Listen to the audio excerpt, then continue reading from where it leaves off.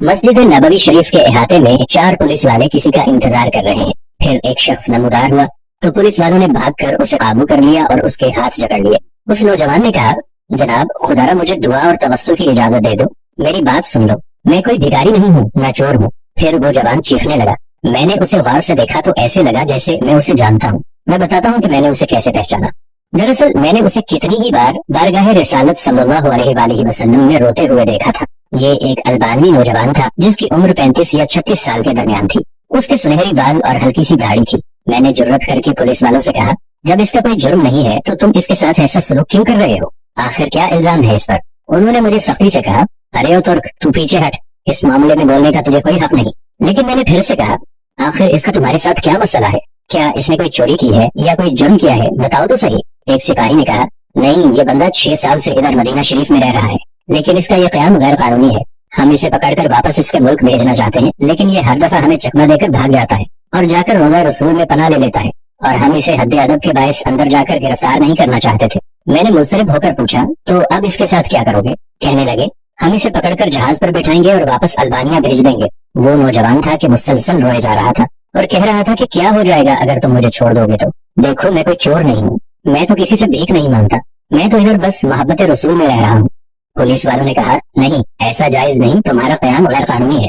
नौजवान ने कहा कि अच्छा, मुझे जरा आराम से रसूलुल्लाह सल्लल्लाहु अलैहि वसल्लम से एक अर्ज कर लेने दो। फिर नौजवान ने अपना मुंह गुंबद खजरा की जानिब कर लिया। पुलिस वालों ने कहा कि चल, कह जो कहना है। नौजवान ने मोहब्बत भरी नजरों से गुंबद खजरा की तरफ देखा और जो कुछ अरबी में कहा वो नौजवान कह रहा था, या रसूल अल्लाह, क्या हमारे दरमियान इत्तेफाक नहीं हुआ था? क्या मैंने अपने माँ बाप को नहीं छोड़ा? क्या अपनी दुकान बंद करके यहाँ नहीं आ गया? और मैं ये अहद करके यहाँ नहीं आया था कि आपके जवारे रहमत में रहा करूंगा? हुजूर, अब आप देख लीजिए, ये मुझे यहाँ रहने नहीं दे रहे। या रसूल अल्लाह, आप मुदाखलत क्यों नहीं फरमाते? रोते रोते नौजवान बेहाल होने लगा। उसकी हिचकी बन गई, पूरा चेहरा आंसुओं में डूब गया। उसका ये हाल देखकर पुलिस वाले ने जरा ढील दी और नौजवान नीचे गिर गया। इसी असना में एक पुलिस वाले ने उसे ठुड्डा मारते हुए कहा, ओ धोखेबाज, उठ, हम तुम्हें अभी डिपोर्ट करेंगे। दूसरा पुलिस वाला आगे बढ़ा, लेकिन नौजवान ने कोई रद्द अमल जाहिर न किया। मैंने पुलिस वालों से कहा, लगता है ये बेहोश हो गया है, ये नहीं भागेगा, तुम पानी लाओ और उसके चेहरे पर डालो। उसके चेहरे पर पानी डालने के बावजूद नौजवान कोई हरकत नहीं कर रहा था। पुलिस वाले घबरा गए।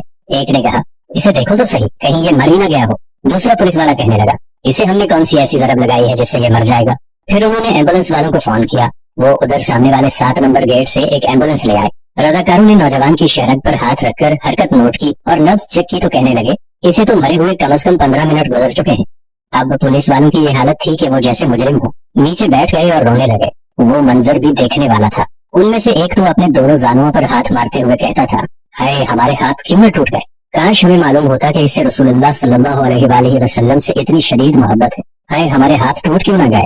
हमने इस आशिक़ रसूल पर क्यों इतनी सख्ती की? इसके बाद एम्बुलेंस वालों ने उसे वहाँ से उठा लिया और जन्नतुल बकी की तरफ तजहीज़ व तकफीन वाले हिस्से में ले गए।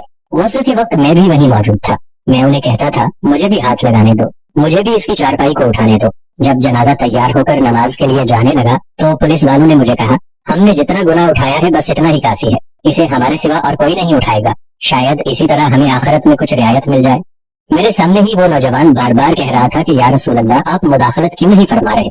देखा, रसूलुल्लाह सल्लल्लाहु अलैहि वसल्लम ने मुदाखलत फरमा दी और मलकुल मौत ने अपना फरीजा अदा करके उसे आप तक हमेशा के लिए पहुंचा दिया।